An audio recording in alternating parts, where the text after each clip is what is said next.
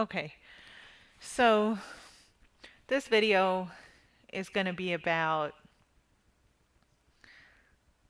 um, dietitians, nutritionists, and discovering what kind of diet to do after the HCG. So, number one, absolutely, an elimination diet has been just critical for me. So that involved, on the suggestion of the naturopath that I worked with, adding one food a day. See, she did it pretty fast compared because some of them do. You have to eat the one food and then wait for 3 days before you introduce another one. I'm happy to say I was able to do one, but I did them for sort of not intense foods, like one day with spinach and one day with, I mean, they weren't sugars or starches or dairy, it was just one food. Um, so I was able to introduce quite a bit of foods pretty quickly. And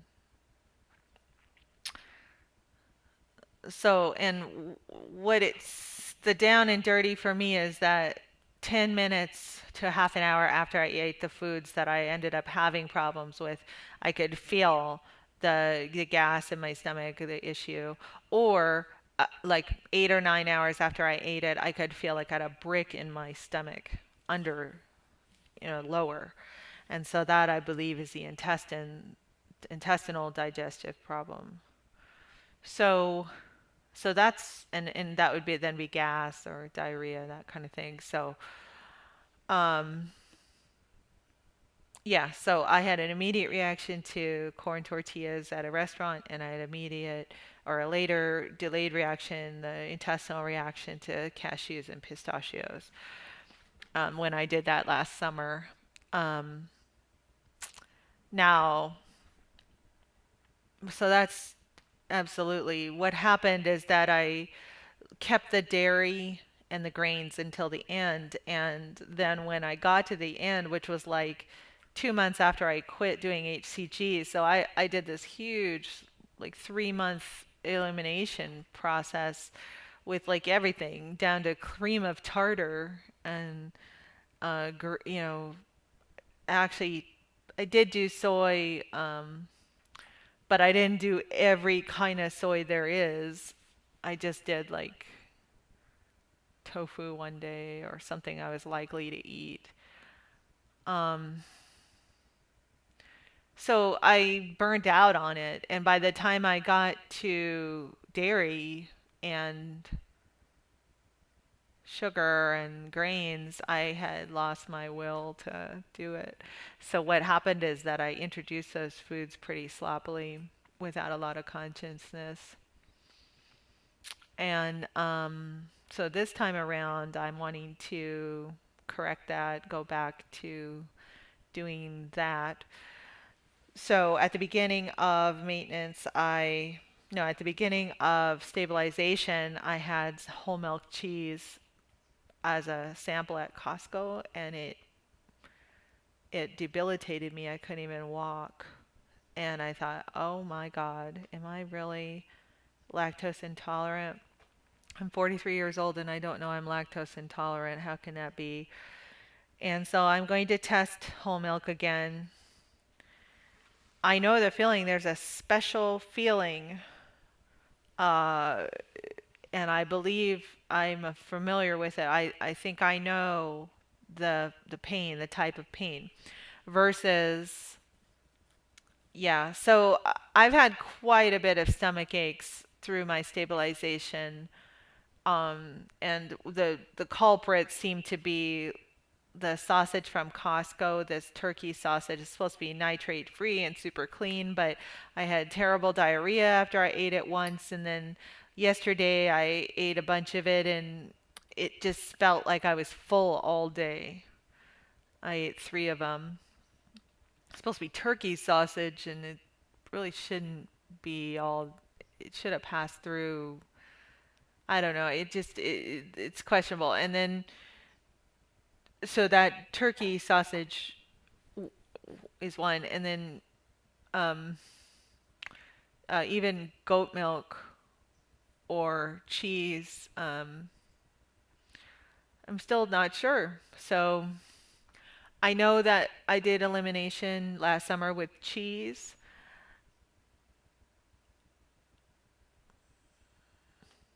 but I don't know. I mean, I know it was really important for me to do cheese. I just have this time around have eaten cheese with other foods, so I'm not quite sure. So anyway, like I say, I'm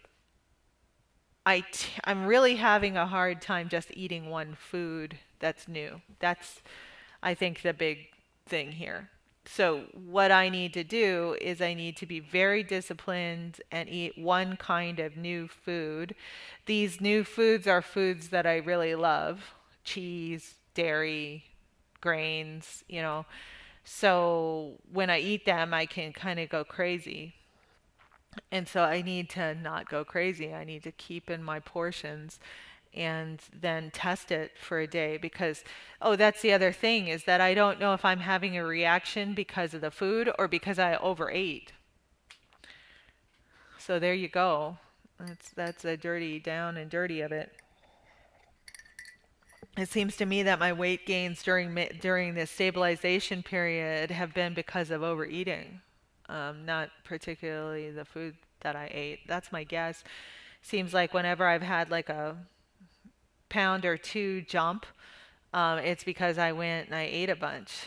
Maybe it was good food, but I ate too much of it. My stomach hurt, you know, and that's what I'm really actually struggling with is this feeling of trying to feel full and being used to feeling full and then eat and then feeling stuffed and then maybe not eating and feeling good but then not really feeling like I'm eating. So it's like the middle ground is still, and also being concerned about the quantities of what I'm eating. It seems like I'll eat a quantity and I'll go, that's not enough food. How can that how can I be full on that? And I've heard the eat to hunger people talk about that, that they sit down and do like 2 tablespoons of something and then they're like full. And that's okay, that needs to be. And I'm trying to be respectful of that. Like, okay, am I really hungry? And one of the things that I've done is if I think I might be hungry, I'll drink something first. And then if the thought still comes back, oh, after I've drunk things, then I go, well, maybe I am hungry. Maybe I'm getting there. But getting to a starvation place or a place where, not starvation, but where I'm really hungry, it's surprisingly